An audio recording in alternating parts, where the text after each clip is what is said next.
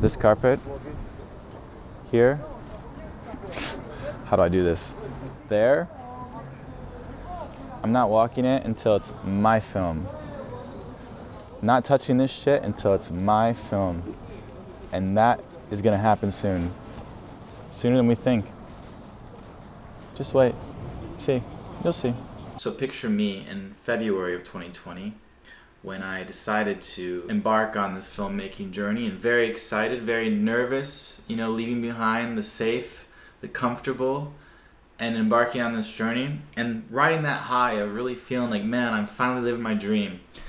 And then a month later, COVID happens. And then you go from COVID into a once-in-a-generation strike, and that goes into a once-in-a-generation consolidation of the industry. And I feel comfortable saying that my film journey was not off to the start that I thought it was going to be. But even despite all these difficulties, 4 years later, after starting from literally zero, knowing nobody, having never made a film that I helped produce made it into the American Pavilion at the Cannes Film Festival. And if you don't know, it's the most recognizable film festival in the world, the most prestigious. If anybody knows any film festivals, I'm sure that's the one they know. I thought that would be my moment. I thought, okay, Cannes is the moment where we triumphantly enter the stage from this gestation period. The moment where everything finally clicked. The one where I'd finally be seen and finally have a real breakthrough after all this time. But it wasn't. And during my final days there, feeling dejected, feeling disappointed, feeling defeated, I started thinking up an idea for a story. And that story would change everything for me. So there I was, May 2024, I'm in Cannes for the film festival, just like in disbelief at my life and the fact that I was there. I was so hyped. I was electric. I was certain that this was going to be the moment that cracked my career open. I had the suits, I had my pitch memorized, my log line, I was charming, I was ready to just completely sweep these execs off their feet. And I really felt I was more ready than ever. But Cannes wasn't what I thought it would be. We didn't win anything. Parties, they were cool, but they were mostly full of just insufferable people who had nothing to do with film but were just there to party. Perfect example. The last time I'm there, I'm at this club, Silencio, which is a club from Paris that sets up a pop-up party there in Cannes. And I see this girl at the bar, and I start chatting with her, and she's from London. And I was like, oh yeah, how long have you been at the festival? And she's like, I've been here 2 weeks. I was like, damn, that's a long time. I was like, do you have a film in the festival? She's like, no. I was like, what are you doing here? She's like, I've just been partying. I was like, that must be nice. I mean, Cannes is the most expensive place in the world to be when there's the film festival, and you could just putz off for 2 weeks and just party. I was like, that sounds like a nice life. I mean, an empty life, but a nice life. I did meet some industry people there, but I honestly, I can tell you the full story of what exactly happened later. I won't bore you with it now, but what I can say is that I just walked away from the festival feeling like nobody in Hollywood wants to make original stories anymore, and nobody's willing to take a risk on anything. And that's just really depressing because that's not how art is supposed to work. The audience doesn't know what they want until you give it to them. And the gift that you give them is giving them something that they didn't expect, surprise and delight. And it seems like they've just lost sight of that entirely, and I was just angry, I was disappointed, I was disillusioned, but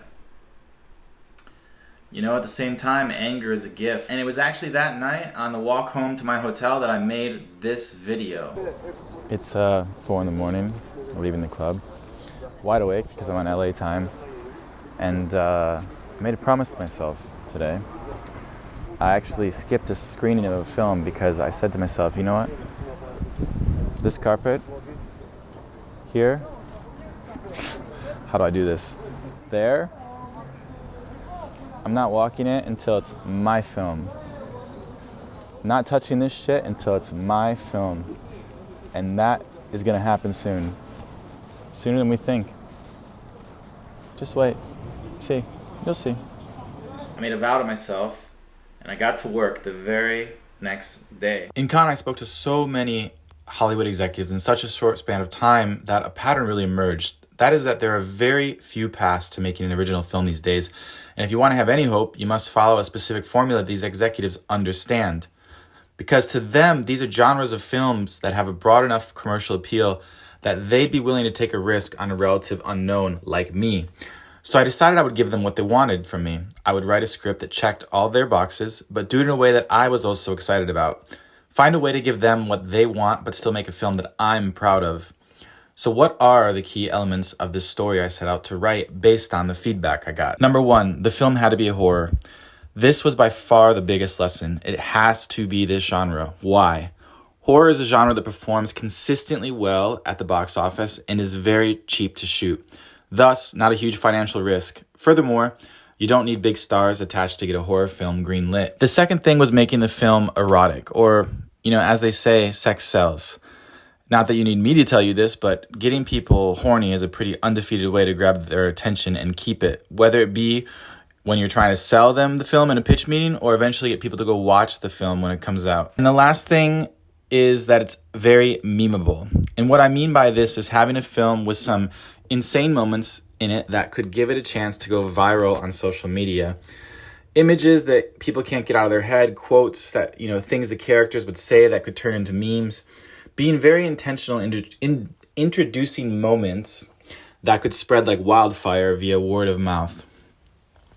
Now, there is, of course, a cheesy and dumb way to approach achieving all these things, but I also knew that there was a clever and fun way to approach these things too. But I felt that I could come up with a story that not only gave them what they wanted, but in a way that audiences would also love the film. So my mind was often racing, and I spent the next days alone in the French countryside, just ruminating on my ideas and thinking, what kind of a story can I make? And pretty quickly I had a premise that I thought was really compelling, and I had some characters in my mind that I thought were also really fun.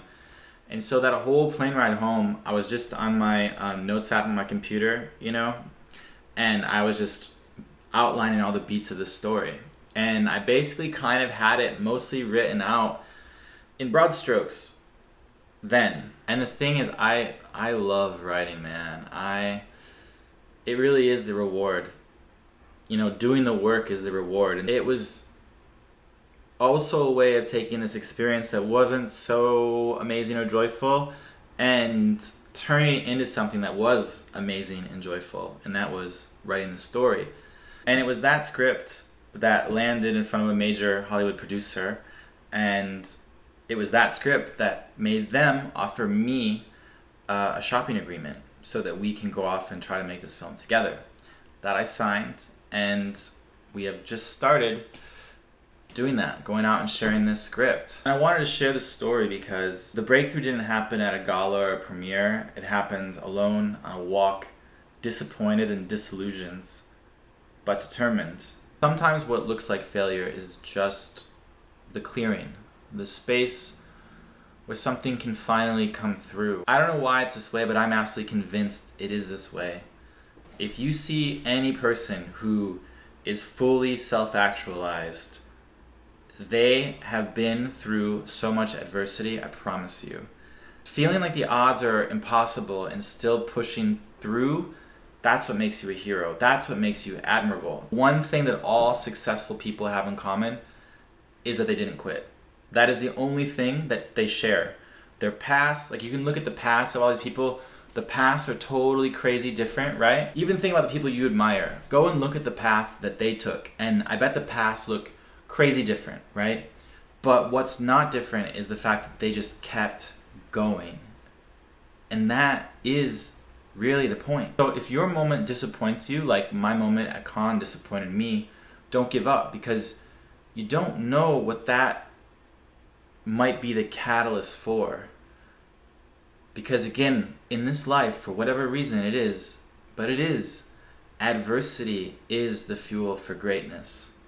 So maybe, just maybe, that moment had to happen exactly as it did to make you go on to be the person you're supposed to be.